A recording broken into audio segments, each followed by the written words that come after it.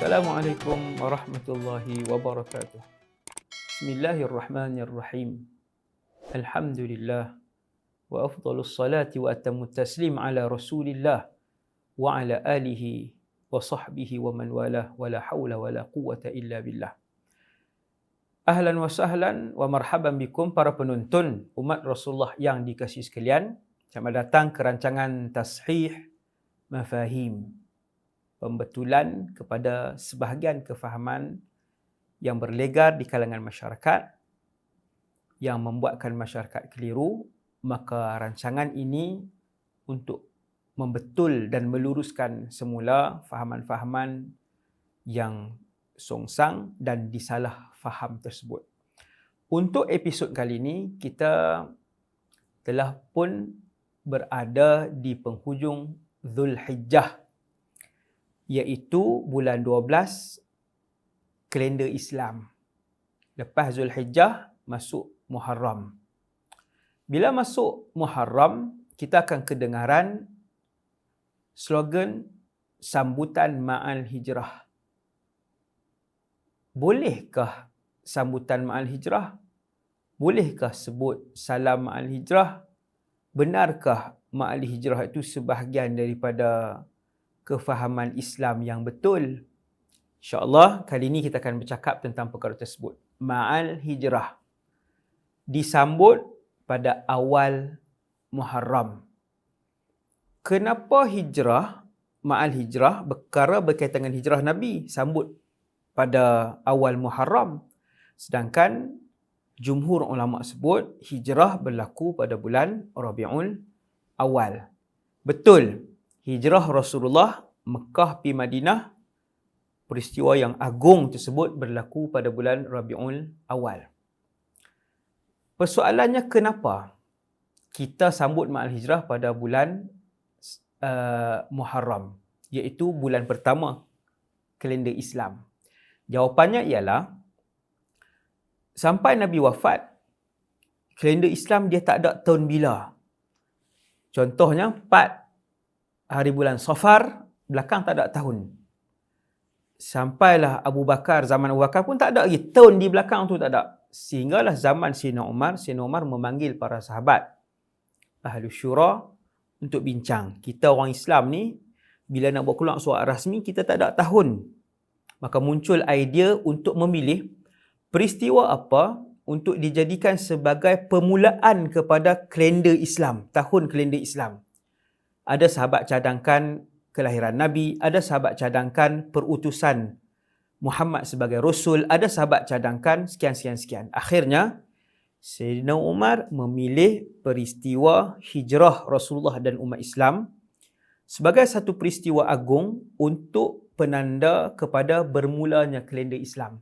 Sebab tu hari ini 1444 hijrah. Bermaksud apa? Bermaksud 1444 tahun yang lalu Nabi berhijrah daripada Mekah pi Madinah. Peristiwa hijrah dijadikan sebagai satu peristiwa kayu ukur oleh Sayyidina Umar dan sahabat-sahabat yang besar ketika itu untuk dijadikan tahun pertama umat Islam. Maka kenapa sambut Ma'al Hijrah dalam bulan Muharram? Jawapannya kerana kalender Islam bermula dengan Muharram. Maka Ma'al Hijrah itu yang berkaitan dengan tarikh dan tahun kalender umat Islam disambut pada bulan Muharram. Boleh tak kita nak sebut ke orang salam Ma'al Hijrah, ucapan tahniah, salam Ma'al Hijrah, ucapan tahniah? Perkara ini disebutkan oleh salah seorang ulama besar dunia Islam, Syekh Zakaria Al-Ansari, dalam kitabnya Athnal Matalib. Saya tak bacakan teks Arabnya kerana agak panjang. Al-Imam Al-Qamuli berkata, aku tidak menemukan satu pun daripada para ulama Syafi'i pernyataan mereka tentang tahniah di hari raya, awal tahun atau awal bulan seperti yang dilakukan oleh orang ramai.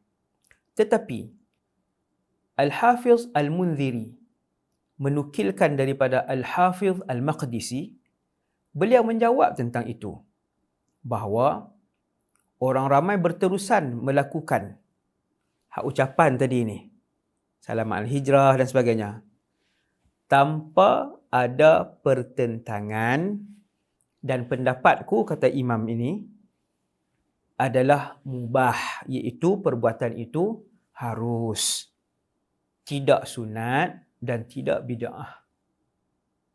Dan guruku, iaitu Al-Imam Syihabuddin Ibnu Hajar, selepas melihat semua hujah, menjawab bahawa itu adalah masyru', iaitu sunat. Kata Al-Imam Ibnu Hajar rahimahullah. Kemudian tuan-tuan sekalian, benda kedua yang kita nak bincang dalam segmen dan rancangan ini ialah, bolehkah kita buat doa awal tahun dengan doa akhir tahun? Doa akhir tahun kita baca pada hari terakhir Zulhijjah. Doa awal tahun kita baca pada malam 1 Muharram itu. Maksudnya pada malam tu lah, esok tu 1 Muharram. Tuan-tuan, okey. Boleh ke tak doa awal tahun dengan doa akhir tahun yang orang pakat buat ni? Kenapa majlis agama, mufti-mufti di Malaysia, para ulama, masyarakat sekian lama buat? Bid'ah dan haram ke tidak perbuatan itu? Adakah dia daripada perbuatan agama lain ataupun perbuatan ajaran lain? Maka dijawab oleh ulama Ahlus Sunnah wal Jamaah bahawa boleh melakukan doa awal tahun dan akhir tahun berdasarkan dalil-dalil yang berikut. Nombor 1, dalilnya Allah sebut dalam surah Ghafir ayat 60. A'udzu billahi minasyaitonir rajim. Wa qala rabbukum ud'uni astajib lakum. Maksud surah ayat itu ialah Allah Ta'ala sebut dalil ni umum, berdoalah kepada aku, nescaya akan ku perkenankan bagi kamu. Bagi kamu tu kita semua, umat Rasulullah kesemuanya. Allah arahkan, sarankan kita semua untuk membanyakkan doa kepada Allah. Maka doa awal tahun, doa akhir tahun terpayung, termasuk di bawah hadis atau ayat Quran yang dalil umum ini. Masuk. Satu. Yang kedua, dalil yang kedua ialah, ada tak dalil khusus yang tu umum Ustaz? Ada tak dalil khusus doa untuk akhir tahun dan awal tahun ni? Jawapan dia ada.